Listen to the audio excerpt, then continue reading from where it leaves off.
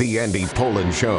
We got to go after this with everything we got, figuring they're going to come with everything they got. I'll start off by saying I'm bored, I'm broke, and I'm back. The Andy Pollin Show on ESPN 630 starts right now. So about 35 years ago, there was a movie called Awakenings with Robert De Niro and Robin Williams, and it involved a miracle cure for a sleeping sickness, that there were people who were essentially comatose for years, and a drug was developed to bring them out of that. And they frolicked all day in the happiest way, and then unfortunately, the drug wore off, and they went back to their sleeping sickness.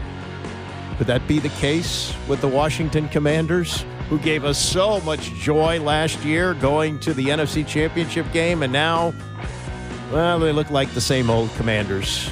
Blown out last night in Kansas City, 28-7. And the future doesn't look all that bright right now. The injuries are piling up in a big way. And the schedule, not all that forgiving. Kansas City looks like they're Kansas City again.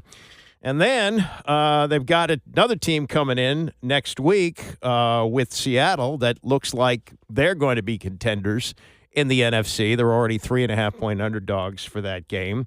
Detroit will be in. Detroit is a contender, and they're not happy what happened in the playoffs last year.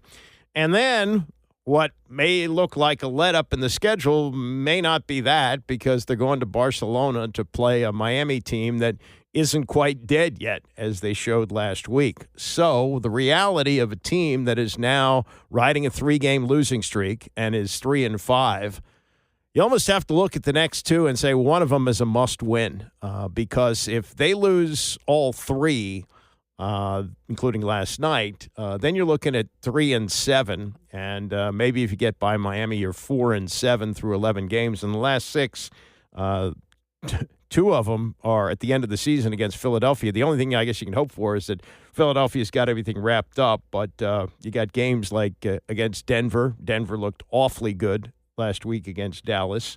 They're at Minnesota. Who knows what J.J. McCarthy is going to look like. At the Giants, Jackson Dart is playing better. I know they won't have Scatterboo for that game, but he looks like he's developing Dart into a really good quarterback. And then the two with Philadelphia wrapped around a game against Dallas here. And Dallas offensively owns Washington's, which defense, its defense does not look good. They did create turnovers last night. They were able to get 2 first-half turnovers. Problem is, they weren't able to turn them into points. And here's how the game started out. And just in case you were tuned over to the World Series or not quite hunkered down in front of the television, the Chiefs won the toss. They deferred. And Commanders looked great. They were moving the ball down the field in a big way. And then there's a pass that's completed to Deebo Samuel, except it's not completed. It bounces off his face mask. Chiefs recover. And while it didn't exactly cause them to cower and go away, it played a factor. And here was a chance to at least throw the first punch, and it didn't happen. Here's Deebo. We was moving the ball, but at the end of the day, we got to get points. The first half, first drive, had a drop that turned into a turnover. Can't have like that happen, but it happens. And, our defense got the ball back, and we drove down again, and we still wasn't able to get points. Yeah, they've been preaching all season long. Get the turnovers. So they come into the game with one of the worst turnover margins in the league, tied for 29th. They were -5, meaning they'd created only 3 turnovers and had given up the ball 8 times. They eventually got that down to 4, the turnover, but that was followed by 2 more that they created, but they didn't turn them into any points. And there was a 7-7 game at the half, and here's I think how everybody felt on both sides. The Commanders were kind of happy that it was a 7-7 game, and Kansas City was really pissed. And they showed it by coming out in the second half and running it down the Commanders' throats. Time of possession was 9 minutes in favor of Kansas City, and most of that was in the second half. They ran for 148 yards and just completely dominated this defense, which has been bad and now is even more banged up. You hope for the best with Javon Kinlaw, who's been one of their best linemen this year. He said he was fine, could have gone back in the game, but he sat out the last few minutes with a shoulder injury. So here they are, looking once again at a chance that maybe could have been enhanced if they'd done something with the turnovers. But as Dan Quinn says, man, did we leave a lot of opportunities out there tonight? And you cannot leave that many chances out there and expect to win, especially against this team. Not capitalize on the turnovers, not winning our fourth downs. They did. It was great to see us get in some of the takeaways. That's been an emphasis of what we've been hitting on. But, leaving here, you cannot leave that many opportunities out there and walk away from this place with a win. And, like the intensity of the first half, but I just thought the opportunities for us to make our mark, and we didn't nail those. So you're not going to walk away from here with a win and miss those ops. They had an opportunity to do something with those turnovers, did not do it. Now, the two halves, they get 7 in the first half, and that was really in the last minute when Terry McLaurin made a tremendous catch, and it just shows you how much he's been missed. He managed to get his toes down. They had to throw the challenge, or not the challenge flag. Yeah, they did throw the challenge flag because it was ruled out of bounds, and it was the touchdown. But that's all they got. And here's McLaurin with more. Yeah, it was just a tale of two halves.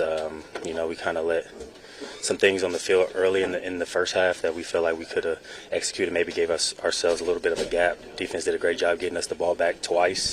And so as an offense, we just got to capitalize on that better. Second half, they just executed a lot better than we did. We didn't really have a lot going. And we did at times, but we just couldn't really sustain anything. So, you got to give them credit because they made some adjustments and they executed their game plan in the second half. Yeah, and that's what they did. They basically took the air out of the ball and put the game away. Now, the big concern for the Commanders going forward is McLaurin, because McLaurin was out of the game when it was still in doubt. Not the last couple of minutes, but they had a chance. It was going to be a long shot, but they had a chance with a few minutes to go, and he was on the sideline.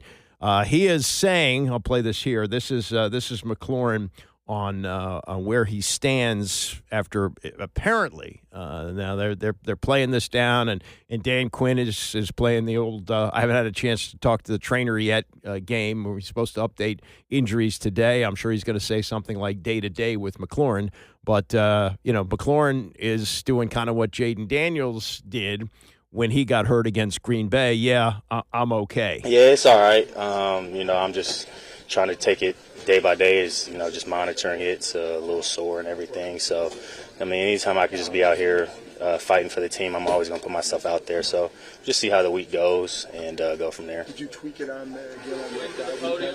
I don't know yet, really. So I'm just going to continue to take it day by day and just see how it feels in the morning. It's hard to say is what it is or what it isn't. You know what I mean? So I feel pretty good, but we'll just see how the week progresses. Yeah, the league is pushing towards 18 games, and here we are, less than halfway through the season, right? You got 17 games. Commanders have played 8 of them, and they're running out of bodies here. Nicky Jhabvala had the count. This is going into last night, so we don't even know about what's going to be possible with Laramie Tunsil, who hurt his hamstring in the first half last night, tried to come back, couldn't go. Whether we're going to see McLaurin sit out again when they play this week against Seattle, whether we're going to see Jaden Daniels back, we don't know that for sure. And here are the number of games, and they have missed now more man games. It was 92 for all of last year, 92 missed games because of injuries, the entire 17-game schedule for Washington. They have now surpassed that, and they're not only surpassing it, but they're surpassing it with some of their best players. Jaden Daniels has now missed 3 games. Terry McLaurin missed 4 going into last night. We don't know how many more he's going to miss. Noah Brown has been out for 6. He's going to miss at least 2 more because they put him on injured reserve. Deebo Samuel missed the Cowboys game with a heel injury. He did come back last night. Didn't look spectacular, but having him on the field is a big deal. Austin Eckler out for the year, so that's 6 games and counting. John Bates missed 2 games. Colson Yankoff, key special teams player, missed a game. Sam Cosmi missed the first 6, going back to the injury from last year. Dietrich Wise with a quad injury, which is putting him out for the year, so that's 6 missed games and counting. Javonte Jean-Baptiste has missed 4 and counting with a pec injury, which is going to put him out for the year. Dorrance Armstrong out for the year. He's now missed his first game after last night. Jonathan Jones with a hamstring, 4 games. Will Harris, broken leg. He's missed 5. Who knows when he's going to be back. Percy Butler missed a game with a hip injury. And now Matt Gay, the kicker, was out last night. And they're saying that they were going to go for it on 4th down anyway. They were 0 for 2 on 4th down last night, but they had to call up a kicker off the practice squad, Matthew Wright, who I think was with his 10th team last night. He did at one point kick for Kansas City, but I don't think that they had as much confidence in Matt Wright, who was just called up for Matt Gay, who's missing a game with a back injury, and that's the kicker they paid $4.5 million to, so they wouldn't have to go through the kicking go-round. So now we play the schedule game, and we do this at the beginning of the year where we look at the schedule and we say what's a win and what's a loss, which is complete nonsense because we don't know how the injuries are going to play a factor, what a team looks like, who would have predicted the Colts would be the best team in the NFL, that sort of thing. So just for grins here, let's play the schedule game. They're now 3-5. They've got a 3.5-point favorite team coming in here on Sunday in Seattle. That's a Sunday night game. That'll be followed by Detroit. Barring something unforeseen, they're going to be underdogs for that as well. Then they've got Miami and Barcelona. Maybe that's a get-well game, but if they're riding a 5-game losing streak, who knows who's checking out mentally? Who knows what injuries are going to come in the next 2 games? So who knows? Best case scenario, they win one of the next 2, and then they go into the bye off a win over Miami, so you're 5-6. I think that's probably the best you can hope for right now. Then you get Denver at home. Denver rolled it up on the Cowboys last Sunday. Then they're at Minnesota, December 7th. Hey, we're back to a Sunday 1 o'clock game. We don't know what J.J. McCarthy is going to look like by then. He's back as the starting quarterback with Carson Wentz now out for the year with the shoulder injury. They're at the Giants December 14th. Jackson Dart playing well. Giants gave him a game in the first game with Russell Wilson. Commanders won, but Giants on the road, who knows? Then they're home against Philadelphia. That's a Saturday game, so they're playing on a short week off playing in New York. They're home against Philadelphia December 20th. The reason they're playing on a Saturday, because they got another short week coming up. And they play Dallas on Christmas Day, which is a Thursday. And then the mini bye, which may or may not be valuable if they're playing to get into the playoffs at the end of the year. They may be playing a Philadelphia team that's resting everybody because they got everything clinched.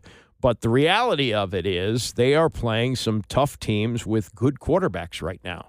And that is not boding well for a team that's already had their starter miss 3 games.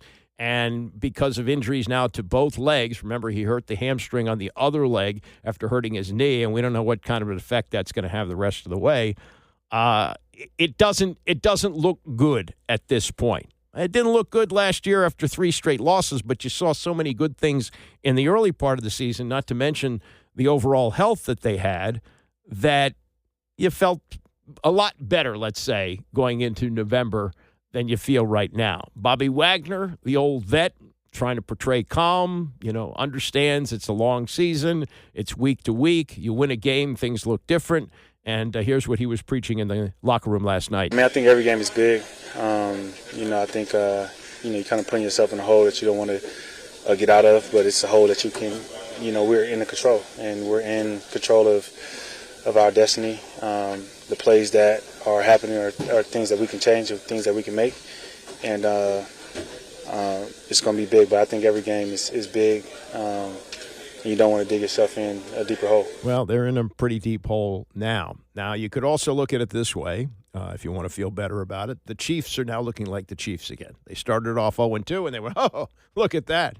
Travis Kelce, he's worried about his relationship with Taylor Swift, and they do commercials, and it's all over. They are now poised to make a run at a 4th straight Super Bowl. Only one team has done that. That's the Buffalo Bills, and they lost all 4.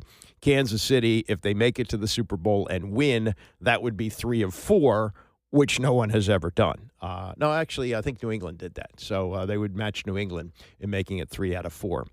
This was Joe Buck and Troy Aikman, usual post-game with Scott Van Pelt on the Chiefs turnaround. You know, they got out to that 0-2 start, and you just kept waiting for it to kick into gear, and it's happened. And I think, you know, they have more on the outside now than they had a year ago. They had Rice, who was out with the injury last year in week 4, and he was not there.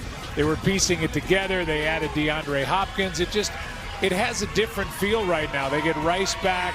They've got Hollywood Brown, who was also injured last year. They've got Xavier Worthy.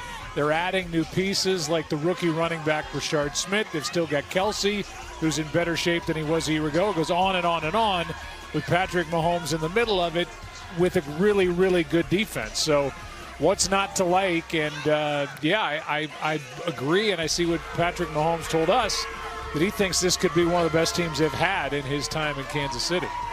Troy, sitting down here in the field at halftime, we're raving about the way Washington has battled over the first 30 minutes. They're undermanned, they're beat up, and yet here it is 7-7. And then that next 30 minutes, I think, really illustrates the way in which Mahomes stresses you in ways maybe nobody else does. When it's off schedule, it's got to be incredibly maddening. And you've talked about your admiration for how he plays the game. What's the second half show that Mahomes does that maybe no one else does? Well, I mean, you mentioned it, and then in the highlights, it's play after play. That if you can't get to him, and we talked about it in the pregame there, Scott, that if you can't get to Mahomes and get him on the ground, you're going to have a hard time. You're going to have a hard time matching up to all the players that Joe talked about. And you know, you play zone coverage, you can't stop them, and then when you play man coverage with their ability to separate, but you can put a lot of quarterbacks in this offense, and it wouldn't look quite the same because of the throws that he's able to make. And I mentioned it during the game. I do think there's an element for a quarterback that you have to be instinctive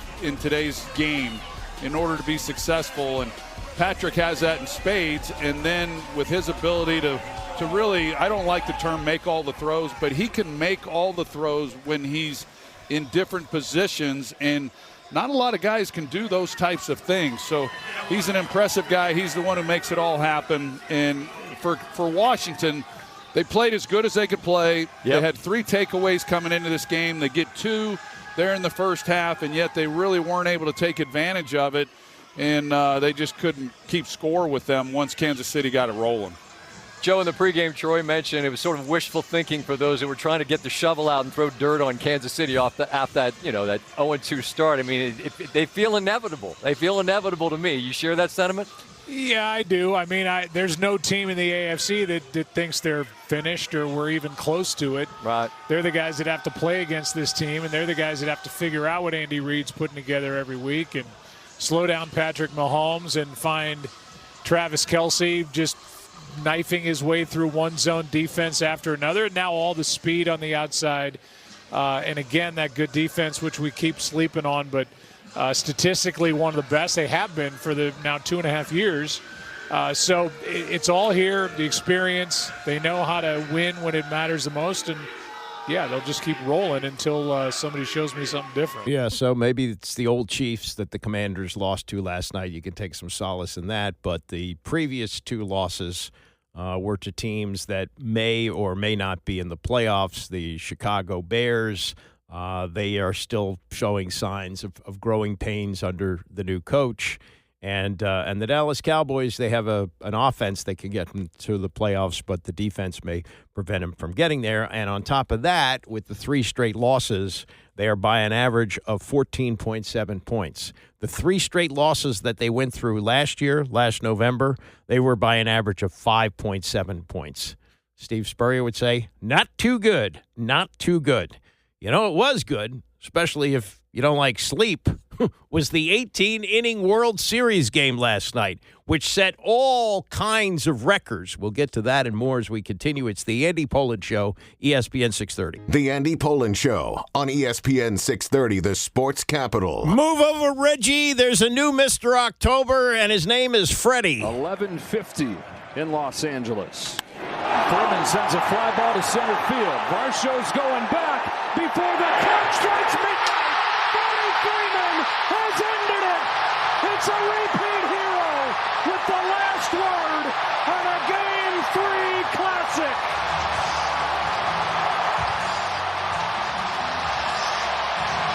You heard Joe Davis correctly. 11:50 in Los Angeles. I'm not good at math. That's 2:50 in the morning here. On top of that, it comes a year after Joe Davis called this. Cortez delivers. Freeman hits the ball to right field. She is gone! Gibby, meet Freddie. Game 1 of the World Series. Oh, Gibby, you say? Yes, Kirk Gibson, 1988, as Vin Scully and Jack Buck called it. Sachs waiting on deck, but the game right now is at the plate. High fly ball into right field. She is gone! Unbelievable! A home run for Gibson, and the Dodgers have won the game 5-4. I don't believe what I just saw. I don't believe what I just saw. Is this really happening, Bill? It is happening, and they've got to help him home. The third base coach, Joe Malvadano, had to give him a little push, and all the Dodgers are around home plate. Well, if you don't believe what I saw, you're right, because I didn't see it. I wasn't up at 2:50 in the morning to see this Freddie Freeman walk-off home run, but it is remarkable what he has done in the last 2 years, and you trace it back to Kirk Gibson in 1988. On top of that, the last time that the Dodgers wrapped up a World Series championship was 1963 when they beat the New York Yankees at Dodger Stadium, and a certain pitcher leaped high in the air to celebrate closing out the series. His name is Sandy Koufax, and he was there last night at the age of 89 for the final pitch at 10 minutes to midnight his time. Absolutely remarkable. All the records that were set, we'll get to that, but suffice to say, it was a World Series classic. Just one of the little nuggets about how long the game was, and it was 6 hours and 39 minutes. Not the longest in time length in World Series history, but ties the record for most innings, which gives you an idea of how the pitch clock has helped a little bit, but still a game that went 6 hours and 39 minutes last night. Will Smith, the Dodgers catcher, his PitchCom device, the device that relays the signals to the pitcher, it ran out of battery power before the 11th inning, and they had a delay to bring out a new battery. As you know, here, Freddie Freeman leads off the bottom of the 18th inning and gives the Dodgers the walk-off victory. They were out of pitchers in this game, by the way. If this doesn't happen, there's a possibility that there's going to be a position player pitching for the Dodgers. They were down to Will Klein, the last reliever left in the bullpen. He's had 23 1/3 innings of Major League pitching prior to last night. He threw 4 shutout innings last night, 72 pitches, twice as much as his previous high in the major leagues. There were 52,654 people there. Most of them stayed deep into the night, stood up for all of it, including the walk-off home run. But buried in all of this is this miraculous performance by Shohei Ohtani, who, by the way, is going to be the starting pitcher tonight for the Dodgers. I mean, you talk about, historical stuff. This is incredible. He was on base 9 times in this game. He was intentionally walked 4 times, walking a total of 5. He also had 2 home runs and 2 doubles, becoming the first major leaguer in 83 years to reach base safely 9 times. No one has ever done it even 7 times in the postseason. More and more numbers from this game. The intentional walks for Ohtani, the most in a single game in Major League postseason history. He also set the World Series record for most times on base. As I mentioned, he broke the record after the 7th and ended up reaching it 9 times, tied the Major League record as well, not just the postseason record. He became the first player since 1906 to have those 4 extra base hits, 2 homers, 2 doubles. The Blue Jays finally stopped pitching to him altogether. The teams combined to strand 37 runners on base, most ever in a postseason game. They also used 19 pitchers, 9 for Toronto, 10 for L.A., which is the most in a playoff game history. The pitchers threw 609 pitches. That is a World Series record. There were 153 plate appearances across the 18 innings. The 6 hours and 39 minutes topped only by Game 3 of the 2018 World Series, played, yes, where? Dodger Stadium, which went 7 hours and 20 minutes without a pitch clock. And Freeman's walk-off homer in the 18th made him the first player to ever hit multiple walk-off home runs in the World Series. Reggie hit 3 in one game, and he did it for the New York Yankees in 1977, and he did it at Yankee Stadium in the closeout game. But Freddie Freeman, with a walk-off grand slam last year to propel the Dodgers to the World Series, and a walk-off home run last night, which may propel them to a second straight. Reaction. This was Freddie Freeman talking to Kenny Rosenthal of Fox just after the game ended. This game was incredible. Our bullpen was absolutely incredible. So, thank you. Yeah, Will Klein, absolutely incredible. So many heroes in this game. For you, when Kershaw came out of the bullpen in the 12th, bases loaded, what was that like? That was awesome. His first pitch was 89, his slider. I was like, oh, baby, we got old vintage Clayton back. Coming to the biggest spot like that, no better person you want on the mound than Clayton Kershaw. You thought you had one hit out earlier in this game. Were you sure about the one you hit out here? I was not sure, just because of the other couple. My swings were getting better and better as the game was going on, so I'm just glad I was able to get the opportunity again. What were your emotions like circling the bases? Oh my gosh, just pure excitement.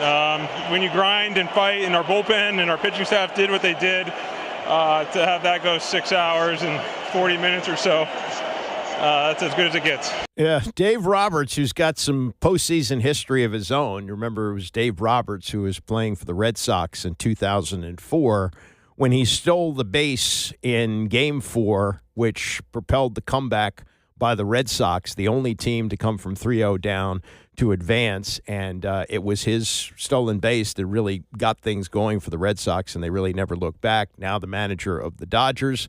And now looking back on what this game meant, and was, remember, he was the Dodgers manager in 2018 as well. You know, that could go down as one of the greatest games of all time, or, you know, it was ugly there for a while there, you know, but, you know, it's one of those things that I do believe that the two best teams in baseball are playing in this series, and the two toughest teams. There's a lot of character right there, and, you know, you saw what Lauer did, you saw what Will Klein did. We had, you know, Henriquez, who was an A-ball last year. He's pitching huge innings. Robleski, and obviously Freddie being Freddie, but, you know, sign of perseverance, huge freaking ball game. I'm trying not to curse right now. It's late. We okay. You can do whatever you want. Doug, let me ask you a question. I mean, you got to be so proud of this unit. I mean, this is one of the best wins of Dodger history, you got to say. But talk to me a little bit about Freddie. I mean, the guy, you know, he's been jumping a little bit, whatever, and here he comes. He almost hit another one. He hit two hard balls before that. Tell me what this means to you and this team, what Freddie means. He's the glue of our ball club.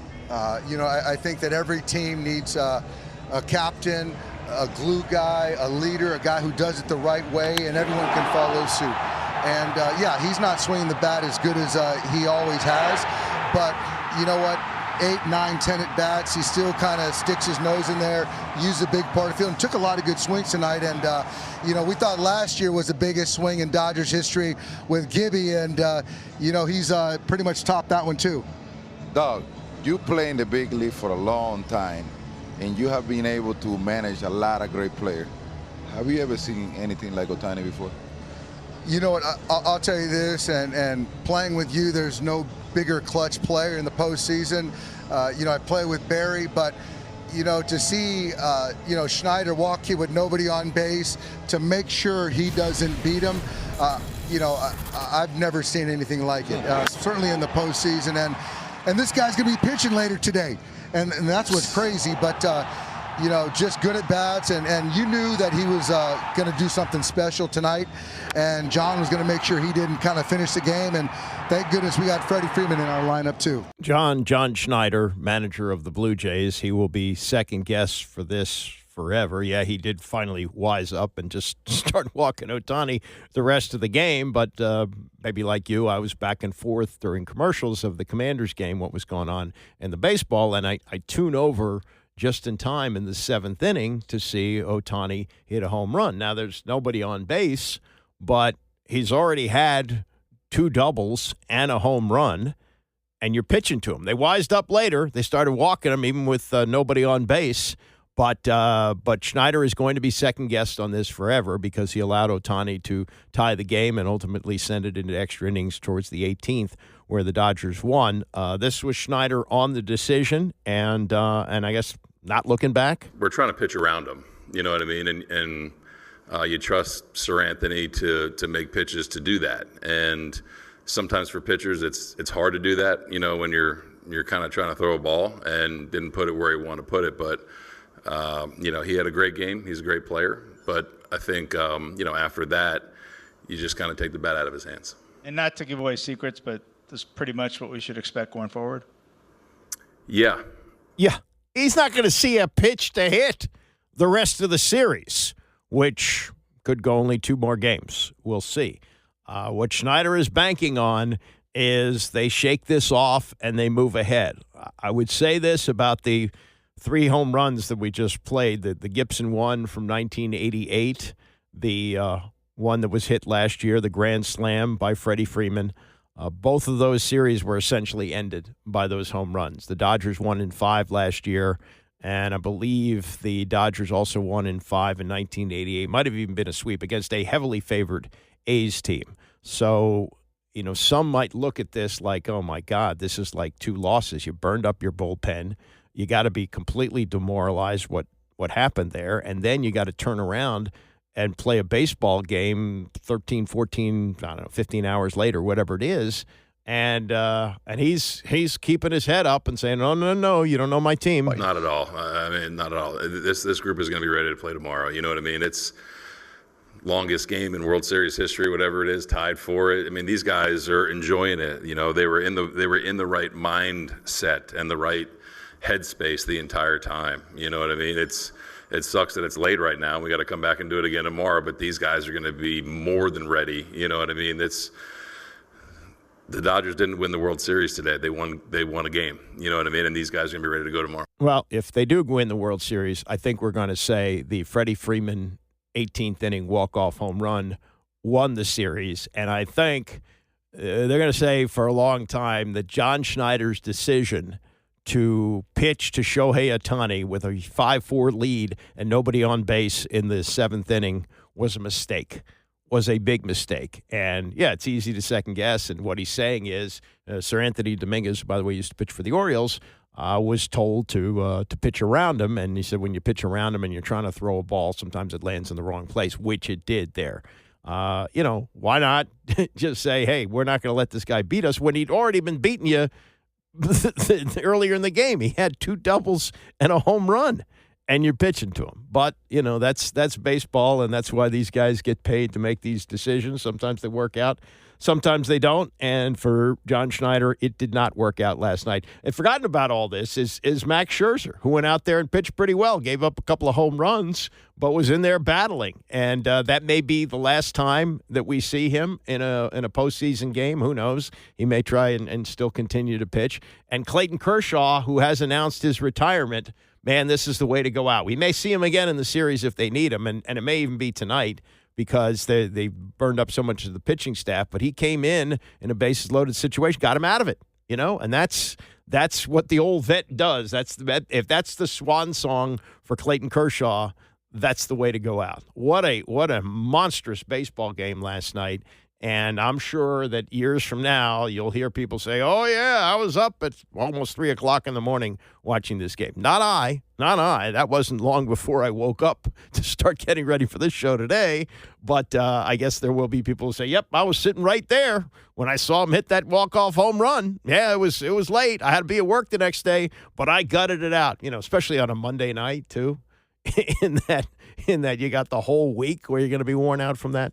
But, you know, that's one of those games that will be talked about for a long, long time. And Freddie Freeman has etched his name in World Series history among the greats to do that. And how about Sandy Koufax, who in 1965, 60 years ago, I think it was on yesterday's date, that he closed out the World Series against the Minnesota Twins. And there he is sitting there last night for the last pitch and watching his Dodgers make history again. Pretty remarkable. More on the Commanders' loss last night and much more in the next hour, including how Gus the Kicking Mule may tie into today's NFL. Stay with us. It's the Andy Pollin Show, ESPN 630. We may have reached the at least part of the season. The part of the season for the Commanders where we say, well, at least Dan Snyder doesn't own the team anymore because it's not looking really good right now. The defense is not good. There are just so many injuries, including injuries to key players. And Terry McLaurin showed last night why he was missed, which with 2 great catches, including the touchdown. But he may be out again. And Laramie Tunsil, the high-priced left tackle, could be out with a hamstring injury, which caused him to miss most of last night.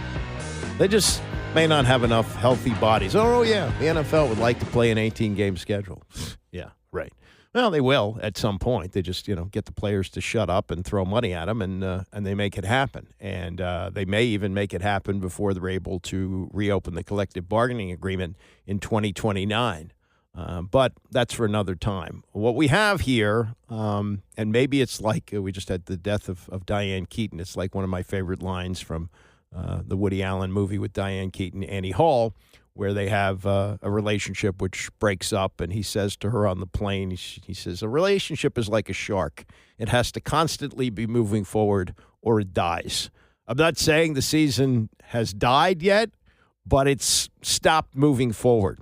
3 straight losses, and the 3 straight losses they had last year were by an average of 5.7 points a game. They're getting blown out in these games. Now, they did win a lot of close games last year, too, so keep that in mind. But the average margin of defeat in the last 3 is 14.7 points, and only Kansas City looks semi-certain. Things could go south for them, too, unlikely, because they've righted the ship. But, Dallas is no sure bet to make the playoffs, and Chicago is no sure bet to make the playoffs, and they lost those 2 games before this one, and the schedule isn't getting any better. Seattle's coming here off a bye week on Sunday night. They are 3.5-point favorites, and then they will be underdogs again when Detroit comes here the week after that, and then even going to Barcelona to play Miami.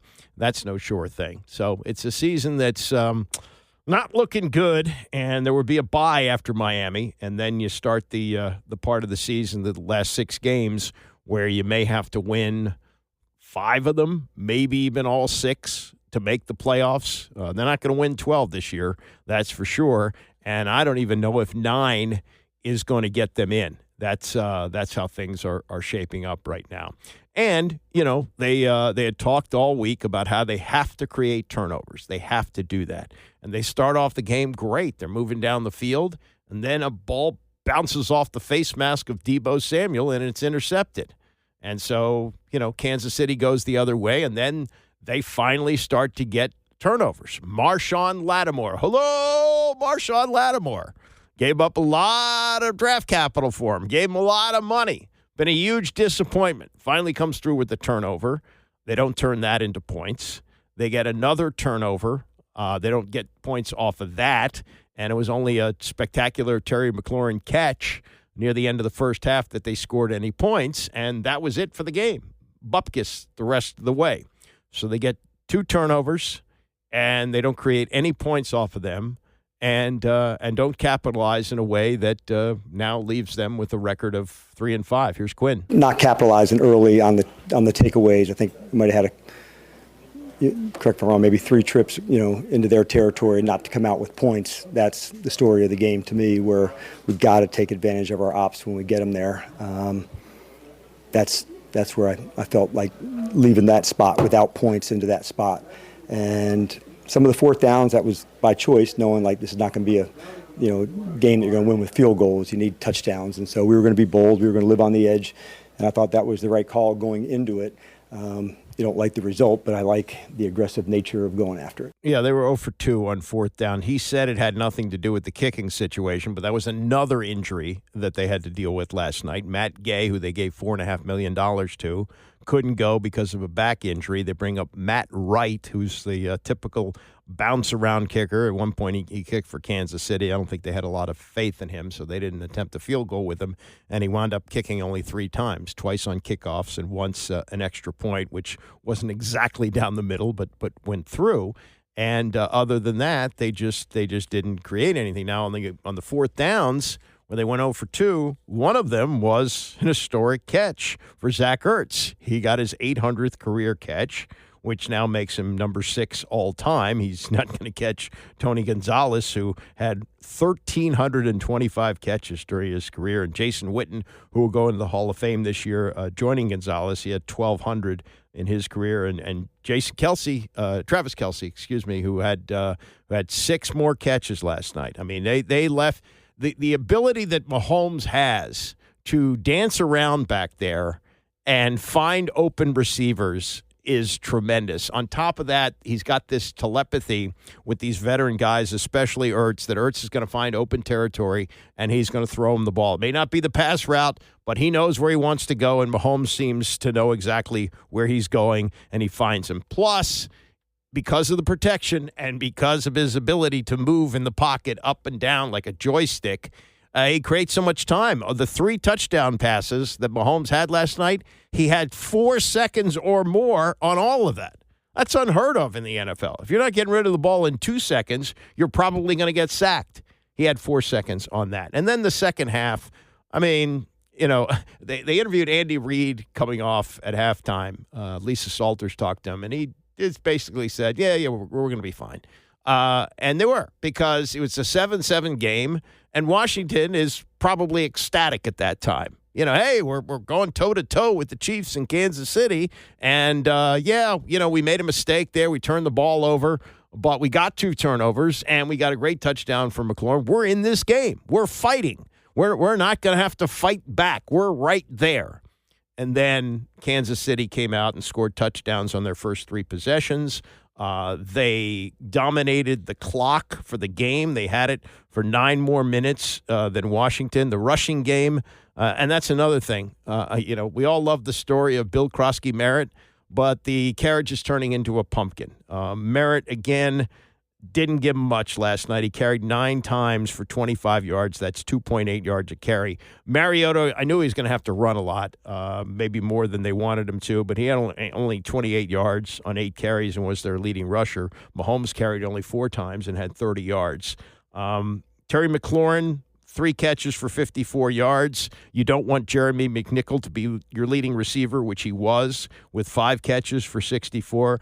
Mariota was okay. He's good backup. You lose a lot when Jaden can't play. And Mariota, the second interception was not his fault. That was inconsequential with the game out of reach. But he was 21 of 30 for 213 yards and a touchdown, whereas Mahomes threw for 299 and 3 touchdowns, even with the 2 interceptions. Uncharacteristic interceptions on that.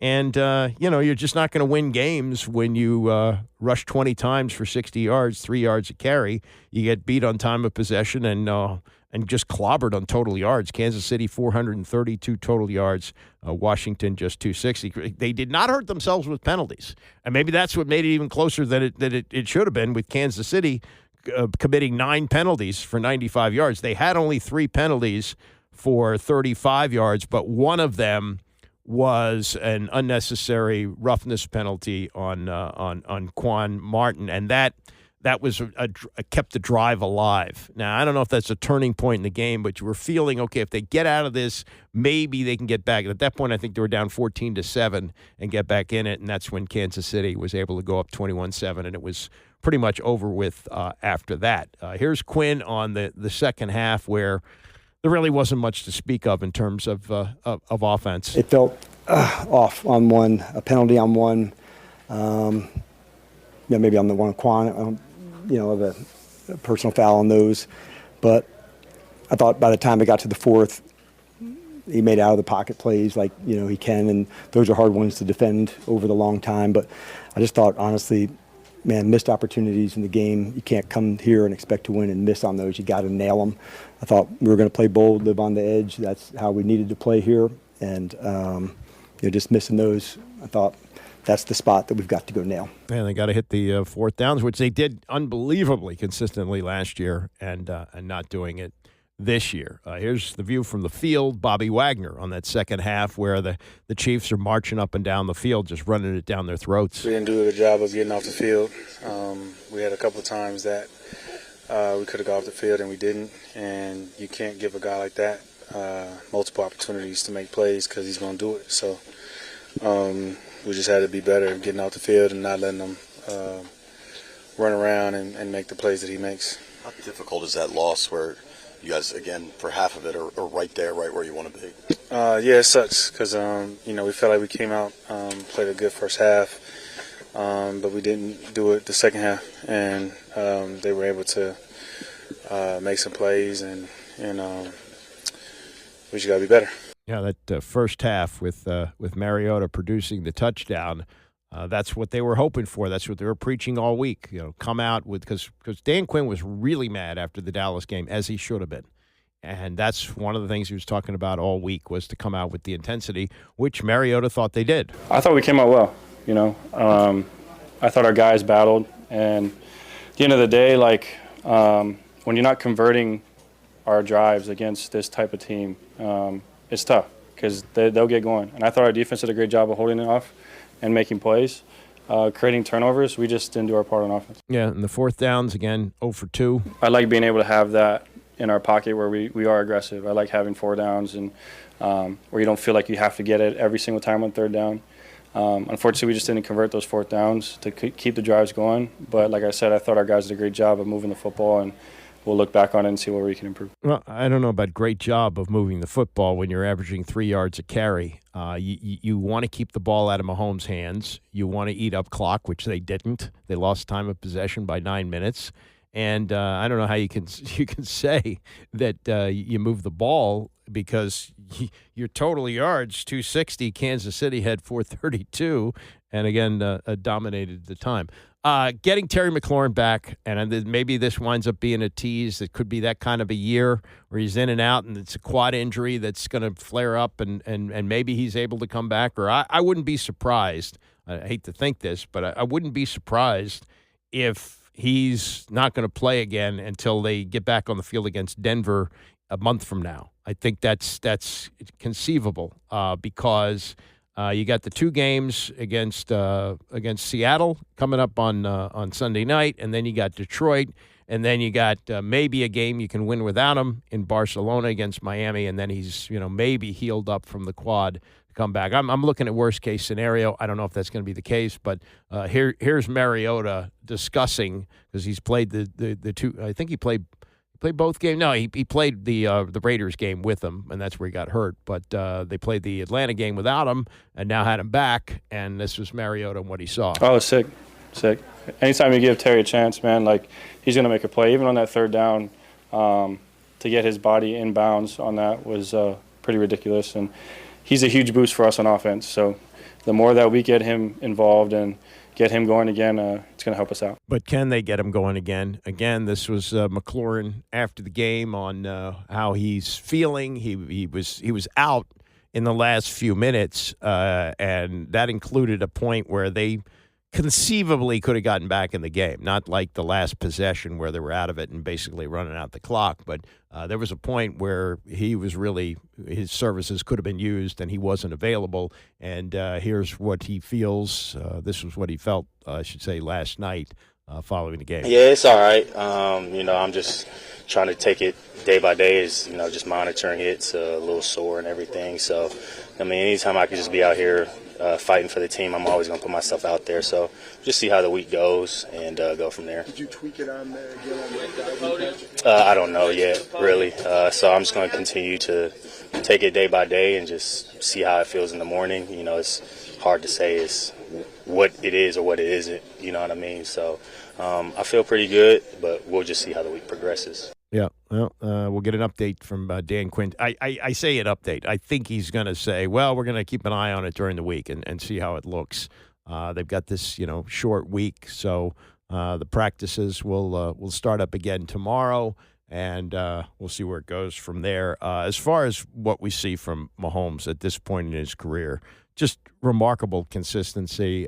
We heard last week from Cliff Kingsbury, who coached him in college, that his ability to play at this high level game after game after game and year after year after year is just remarkable. On top of that, his and if you watch a full game of him, and I don't really watch full Kansas City games in most cases. Occasionally, like a Sunday night game or Monday night maybe, but I'm generally watching the Red Zone channel if I'm not watching a Commanders game. So when you see him in a full game and the way he's able to find the open receiver time after time after time, his passing numbers, he was 25 of 34. So that means the 25 completions. Of those 25, 15 were to two receivers where he knows where they're going to be. His connection with Kelsey is unbelievable. They had 6 connections for 99 yards, and he hit Rashee Rice 9 times for 93. So he throws for 299 yards, and almost 200 of that is to 2 wide receivers. This is Ryan Clark, who now, I guess he wasn't still in the league when Mahomes was playing, but played defensive back, finished up his career here, and just what he sees from this unbelievable ability to find the open guy. When you have a player as instinctive as Patrick Mahomes and as instinctive as Travis Kelce, you don't want to take that away from them. That's part of their greatness. It's also unpredictable. When you look at that safety and the underneath coverage on that touchdown, now they're in a position where they're basically playing denial on the best shooter on any team. It's like trying to cover Steph Curry. And it's the off-schedule stuff that has to be just infuriating if you're playing defense against them, because you've taken away what they wanted first, second, and third, and then it's the totally off-schedule stuff that leads to another. But look at the huge 38-yard gain by Travis Kelce.